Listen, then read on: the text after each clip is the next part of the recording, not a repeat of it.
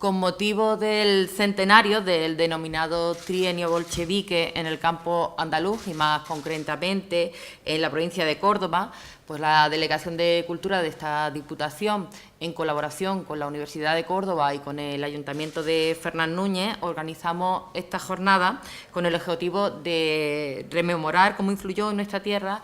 un acontecimiento histórico que además marcó el devenir del siglo XX. Y el objetivo es repasar los aspectos sociales, económicos y políticos, y así como el contexto histórico internacional de ese periodo de agitación que abarcó desde 1918 a 1920 y que ya el notario de Bujalance, Juan Díaz del Moral, pues denominó como trienio bolchevique. Se trata también, por tanto, de un ejercicio de memoria histórica de quienes impulsados por mejorar esas condiciones de vida en una época de carestía y además en una época de importante, significada explotación laboral, ¿no? Es importante señalar de estas jornadas cómo se recupera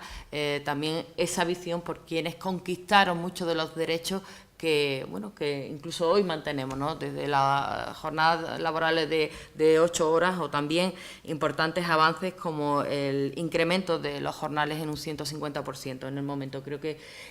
fue todo motivado por esas agitaciones, por esa movilización social y desde luego lo que pretendemos con esta jornada es ayudar a recuperar esa parte de nuestra historia. Se pensó en Fernán Núñez porque es un claro exponente, ese municipio, de esas agitaciones que tuvieron lugar en el primer tercio del siglo XX y desde luego es un referente dentro de la provincia de Córdoba. Un periodo tan importante en la historia de España, ¿no? De 1918-1920, tan importante para la historia de España, mucho más, o quizá, o al mismo nivel,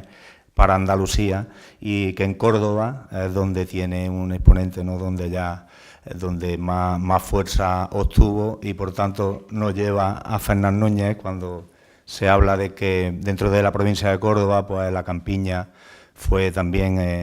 referente en todos los movimientos sociales que hubo en ese momento, y eso nos lleva a Fernán Núñez, que ya participó en la Asamblea de Castro, ¿no? En 1918 también, y ahí ya estábamos porque, de siempre históricamente,